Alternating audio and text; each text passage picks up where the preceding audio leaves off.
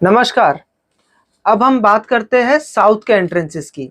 पिछले 2 वीडियो में मैंने आपको बताया सबसे पहले में कि आपको एंट्रेंस कैसे देखना है। फिर उसी वीडियो में कि नॉर्थ के एंट्रेंसेस के एट्रीब्यूट्स क्या है, कौन सा पॉजिटिव एंट्रेंस है, कौन सा नेगेटिव एंट्रेंस है। लास्ट वीडियो में मैंने आपको बताया कि ईस्ट के एंट्रेंसेस कौन से पॉजिटिव है, कौन सा नेगेटिव है एंड उसको कैसे ट्रीट कर सकते हैं। आज मैं आपसे बात करूंगा साउथ के एंट्रेंसेस की, ठीक है, जो कि शुरू होता है साउथ ईस्ट के राइट हैंड साइड से और साउथ वेस्ट के लेफ्ट हैंड साइड पे खत्म होता है। ओके, अब साउथ के एंट्रेंसेस के एट्रीब्यूट्स क्या होते हैं। साउथ के एंट्रेंसेस भी सेम आठ अलग अलग एंगल्स पे डिवाइडेड है।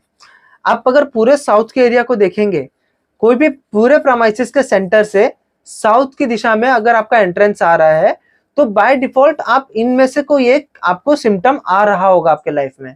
ओके, अब सबसे पहले हम बात करते हैं S1 के एंट्रेंस की। जैसा कि मैंने आपको पहले भी बताया, हर दिशा का 8 एंट्रेंसेस होते हैं। ईस्ट के 8, वेस्ट के 8, साउथ के 8 एंड नॉर्थ के 8। ओके, तो ऐसे साउथ के 8 एंट्रेंसेस होते हैं जो कि डिवाइडेड है S1, S2, S3, S4, S5, S6, S7 and S8। Okay, इस तरह से 8 S1 टू S8 अलग अलग एंट्रेंसेस है। उन सब के अपने अपने एट्रीब्यूट्स है। डन। अब S1 में अगर आपका एंट्रेंस आता है तो क्या होता है, उस घर में जो लड़के होते हैं वो सबसे बिगड़े हुए लड़के होते हैं। उन लोग का नाम सबसे बिगड़े हुए लड़कों में आता है। एक उनके स्कूल से बहुत ज्यादा कंप्लेन आना, लड़के थोड़े सा आउटलाइन में आना। लड़कियों पे इसका कुछ खास उतना इफेक्ट नहीं आता है, बट लड़कों के ऊपर थोड़ा ज्यादा आ जाता है। ठीक है, और उन लोग के एक्शंस जो होते हैं वो उनके फैमिली एक्सपेक्टेशन से पूरी पूरी उल्टा होते हैं। लाइक जैसे करियर में फोकस करने की बजाय दूसरी चीजों में फोकस करते हैं, तो पेरेंट का और चाइल्ड का आपसी झगड़ा बहुत ज्यादा होता है अगर S1 की एंट्रेंस है तो। डन। S2 की एंट्रेंस, S2 की एंट्रेंस जॉब करने वालों के लिए, कॉर्पोरेट में वर्क करने वालों के लिए one of the best entrance है, क्योंकि ये टेंडेंसी कर दे, आपके अंदर टेंडेंसी ले आता है कि आपको दूसरों के लिए बहुत ज्यादा वर्क करना है। लेकिन ये एंट्रेंस बिजनेस के लिए बिल्कुल अच्छा नहीं है, क्योंकि बिजनेस में अगर आप दूसरों के लिए ही बहुत ज्यादा वर्क करने लग जाते हो तो आप अपना प्रॉफिट, अपने ऑर्गेनाइजेशन का प्रॉफिट नहीं निकाल पाते हो। आप सिर्फ वर्किंग ही करते रह जाते हो। समझ गए? तो if you are into business then you should avoid S2 का entrance, but if you are doing a job then आप S2 के एंट्रेंस को प्रेफर कर सकते हैं आपके लिए। डन। अब S3 की एंट्रेंस, S3 की एंट्रेंस आपको बहुत ज्यादा पैसा देता है, आपको एक स्मार्ट पर्सन बना देता है कि आप कैसे प्रॉब्लम को सॉल्व कर सकते हो। बेसिकली हम लोग जो भी काम कर रहे हैं प्रॉब्लम सॉल्विंग का ही काम कर रहे हैं। एक प्रॉब्लम है उसको हम पकड़ रहे हैं एंड उसको सॉल्व कर रहे हैं, चाहे जॉब कर रहे हैं या बिजनेस कर रहे हैं। Basically we are giving something to the world. Basically हम लोग एक प्रॉब्लम को सॉल्व करने के उस पर लगे हुए हैं। डन। तो आपके अंदर एक स्मार्टनेस ले आता है कि आप कैसे भी शॉर्ट तरीके से आप प्रॉब्लम को सॉल्व करने लग जाते हो, आपको एक स्मार्ट व्यक्ति बना देता है। ओके, तो जितने भी सबसे बड़े बड़े लोग होते हैं, जितने भी वर्ल्ड के रिचेस है, 50 to 60% रिचेस S3 और S4 के एंट्रेंस पे रहते हैं। उन लोग के घर के एंट्रेंसेस S3 या S4 ही होते हैं। जितने भी अच्छे बड़े इंडस्ट्रीज है उनकी एंट्रेंसेस भी S3 S4 ही होती है। लेकिन जब हम इसे खोले तो हमें बहुत संभाल के खोलना चाहिए। अभी बताता हूँ इसका कारण क्यों। पहले S3 का एंट्रेंस का एट्रीब्यूट समझ लीजिए। S3 का एंट्रेंस आपको एक बहुत ही स्मार्ट पर्सन बना देता है कि आपको कैसे लोगों से रिलेशन बना के आप उनसे काम भी निकलवा सकते हैं। रिलेशंस बना के ही आप आपके लाइफ में ग्रो कर सकते हैं। जिस व्यक्ति का रिलेशन स्ट्रांग होता है सबसे ज्यादा लोगों के साथ, वो सबसे स्ट्रॉन्गेस्ट व्यक्ति होता है। जितने भी बड़े लोग होते हैं वो लोग हमेशा रिलेशंस को फर्स्ट प्रेफरेंस देते हैं, पैसे को सेकंड प्रायोरिटी देते हैं। तो आप एक स्मार्ट व्यक्ति बन जाते हैं कि आप रिलेशंस को स्ट्रॉन्ग करना चालू कर देते हैं अगर आपका S3 का एंट्रेंस खुला होता है तो। ओके, अब S4 के एंट्रेंस, S4 के एंट्रेंस ना आपको प्रोडक्टिव आउटपुट देगा। आप कुछ भी कर लो, कुछ भी कर लो, लेकिन that should be also logical. आप कुछ भी काम कर रहे हो आपको उसमें सक्सेस मिलना ही मिलना है। आप भले ही आप एक्स काम करते थे, वो आपको मजा नहीं आ रहा है, आप अचानक से वाई काम करने लगे, तो वाई वाला काम करने में भी आपको उतना ही सक्सेस मिलने लगेगा जितना आपको एक्स काम करने में लगता था। आप समझ गए?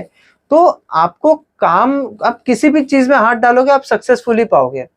तो इसके लिए S4 के entrance is the most positive entrance of any positive entrance. Got it? It is one of the best entrance anyone could have. समझ गए? तो और S4 के एंट्रेंस में रहने वालों के फैमिली का नाम बहुत बड़ा होता है। लाइक इस घर में जो लोग रहते हैं उन लोग का फैमिली का नेम एंड फेम बहुत ज्यादा बड़ा रहता है कि उनके फैमिली को लोग बहुत अच्छे नाम से जानते हैं कि भाई ये तो बहुत बड़े परिवार के, इन परिवार का नाम बहुत बड़ा है। समझ गए? तो name and fame and money के लिए ये बहुत ही ज्यादा अच्छा एंट्रेंस है। Got it? अब S5 के entrance, the most dangerous entrance, S5 to W1 का एंट्रेंस। फिलहाल के लिए समझ लीजिए S5 से S8 की entrance, the most dangerous entrance. मैंने क्यों बोला कि S3 S4 को बहुत ही संभाल के खोलना चाहिए, क्योंकि अगर कैलकुलेशन में गलती हुई और अगर S5 की एंट्रेंस खुल गई तो वो आपको राजा से रंक बना देगा। S5 के एंट्रेंस ना आपके सर पे बहुत ज्यादा डेप्ट ले आता है, बहुत ज्यादा कर्जा ले आता है, आपको समझ में भी नहीं आता है कि आप उस कर्जे से बाहर कैसे निकले। एक होता है ना, आप ब्याज भर रहे हो, फिर चक्र ब्याज, फिर उसका जो भी एक ब्याज के ऊपर ब्याज, इंटरेस्ट के ऊपर इंटरेस्ट, इंटरेस्ट के ऊपर इंटरेस्ट, आपका प्रिंसिपल उतना नहीं रहता है, उससे 10 टाइम्स तो आप इंटरेस्ट भर रहे होते हो। तो वो चीजें आपके सर पे पूरा ले आती है और उन लोग को समझ में नहीं आता कि आप इससे बाहर कैसे निकले। आप लोन को खत्म करने के लिए आप दूसरा लोन ले लेते हो, फिर उसको खत्म करने के लिए दूसरा लोन ले लेते हो, तो वो लोन से बाहर आप आ नहीं पाते हो अगर आपका S5 का एंट्रेंस खुला है तो। ठीक है? S6 के एंट्रेंस, S6 के एंट्रेंस वाले के पास अगर थोड़ा पैसा हुआ भी तो इनकी लाइफस्टाइल ना बहुत पॉवर्टी वाली हो जाती है, बहुत ही कंजूस, बहुत ही मीन्स एकदम गरीबों जैसा लाइफस्टाइल, उनका माइंडसेट भी बहुत गरीबों जैसा हो जाता है और धीरे धीरे इनके पास पैसा भी खत्म होने लगता है, इनको पता नहीं चलता है, पैसों की कमी सी होने लगती है इन लोग के लाइफ में, स्कैरसिटी ऑफ मनी होने लगता है। तो उस चीज को अवॉइड करने के लिए हमें इस एंट्रेंसेस के घरों को बेसिकली अवॉइड ही करना चाहिए। वैसे इन लोग का ट्रीटमेंट भी हो जाता है, लेकिन जो एक्सपेक्टेड रिजल्ट चाहिए, बहुत अच्छा ग्रोथ चाहिए, वो इसको ट्रीटमेंट करने के बाद भी नहीं मिल पाता है। सो इट्स बेटर कि हम दूसरा और ऑप्शंस देख लेवे। ठीक है?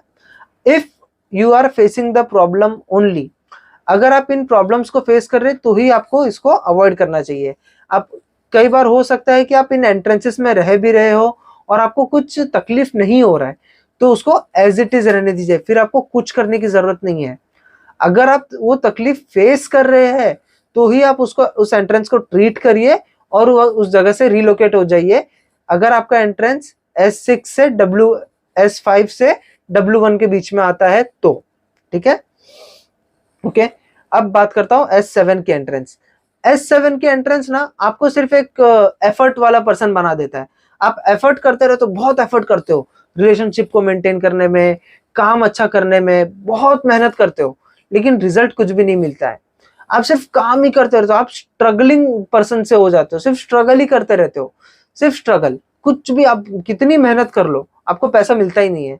Zero result after doing everything, after giving your 100% also you get zero result. So you should must avoid S7 entrance. S7 की जो एंट्रेंस होती है वो आपको एक बोलते हैं ना जिंदगी से हरा देती है कि मैं इतना मेहनत कर रहा हूं तो भी कुछ नहीं मिल रहा मेरे लाइफ में, इतना मेहनत।